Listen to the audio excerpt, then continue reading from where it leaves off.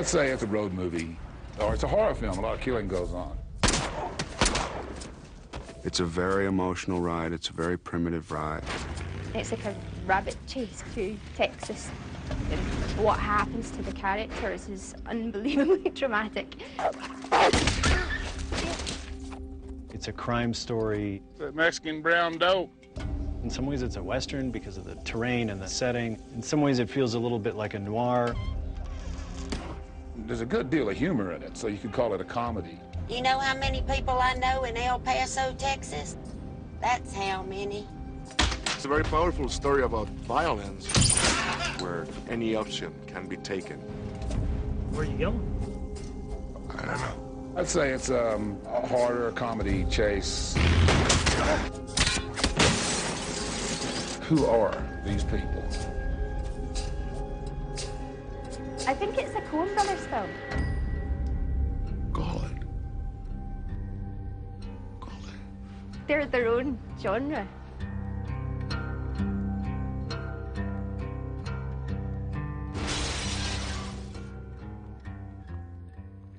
No Country for Old Men, the novel by Cormac McCarthy, is a book that the producer Scott Rudin had brought to us, thinking we might have an affinity for it, and we did.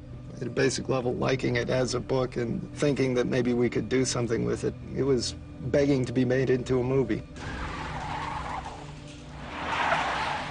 It read like a treatment for a screenplay, to me, but a screenplay for a very good movie. It was unlike anything Cormac has written before. A chase kicked off by a drug deal gone bad. It just seemed interesting in a genre way, but also interesting because it kind of subverts the genre expectations, too. It's kind of a chase, but the bad guy actually never catches up to the good guy. I thought it was a very powerful story. And in the hands of the Coens, that story can be really powerful and deep. It's the sort of material that plays to a lot of their strengths. And it's a very cinematic book. We're rolling. Hey. And action. We'd done our first movie in Texas. It is a place that we kind of knew and were certainly attracted to before we read the book, so that was another incentive for us to do the story. As far as where you are at the end, you don't have to be in any specific place. Let's see where it times out. Here's how it's different for us, just in terms of the experience of making the movie. The three main guys never have scenes together because one is pursuing the other. We don't cross paths, which is one of the points that I think is more interesting in the story, that we really love each other, even if we are looking for each other the whole movie. It's basically a chase story. The Javier Bardem character chasing the Josh Brolin character, with Tommy Lee Jones bringing up the tail. It is a dark story, and the book is quite dark, and that's the defining characteristic of it. The book is one of the most amazing stories that I've read in a long time. I identified with each character and different circumstances or situations that I would put myself in. If I don't come back, you tell Mother I love her. Your mother's dead, Llewellyn. Well, then I'll tell her myself. There was a somewhat lengthy search to decide who would play Llewellyn Moss.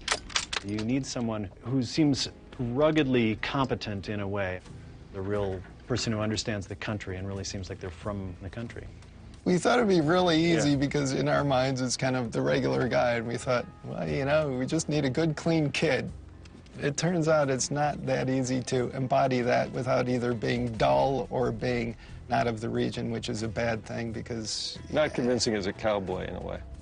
We were extremely fortunate to come across Josh, who is the perfect choice. You really feel like this is a Texan.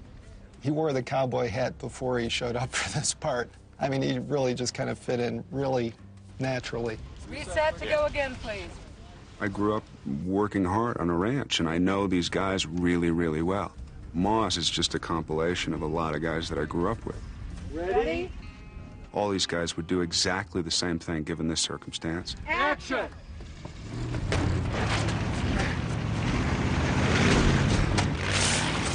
Moss is a backwoods country boy who's never had any money. He knows where there's heroin and a drug bust going bad, there's got to be money somewhere. And so he sees the money and thinks, well, nobody's here, there's no witnesses, and he almost sort of gets away with it. The book was about a good guy, a bad guy, and a guy in between, and he's kind of the guy in between. Right, just sort of regular person who's caught up in extraordinary circumstances and spends the rest of the movie trying to sort of avoid the consequences.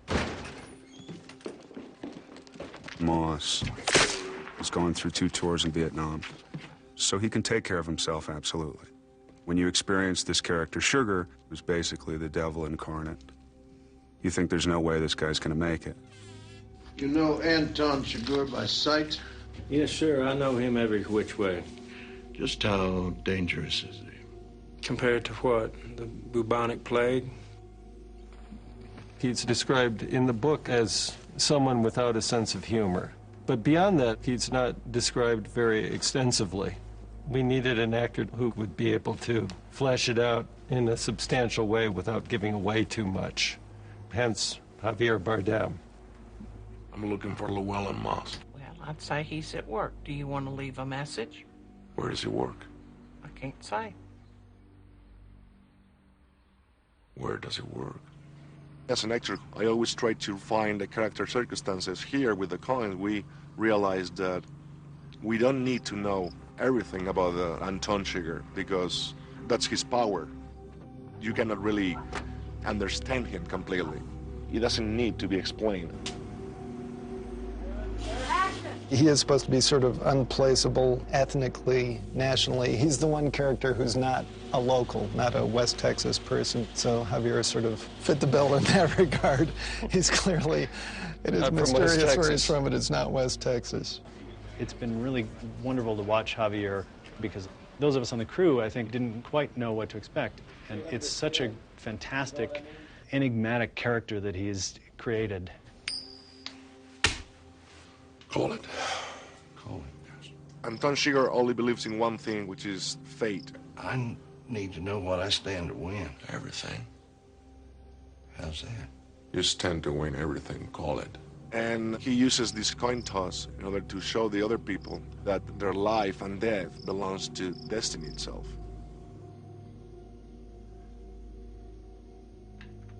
Well done. There's an openness to him that makes it far more scary than if somebody just gave a look. I'm gonna kill you look, you know? You don't understand it, you can't pigeonhole it, you can't categorize it. All right, here we go. And roll, please. Rolling. Light, please. Hey. And action. There. If it ain't, it'll do till the mess gets here. Tommy's character is the center of the movie.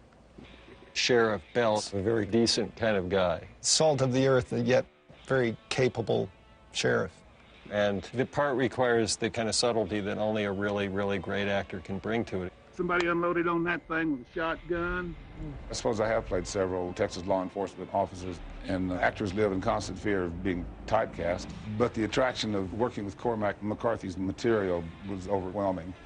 There's just a very, very few people who can carry a movie like this and also be in a real sort of fundamental way convincing as being of the region. Well, this is just a deal gone wrong, isn't it? Yeah.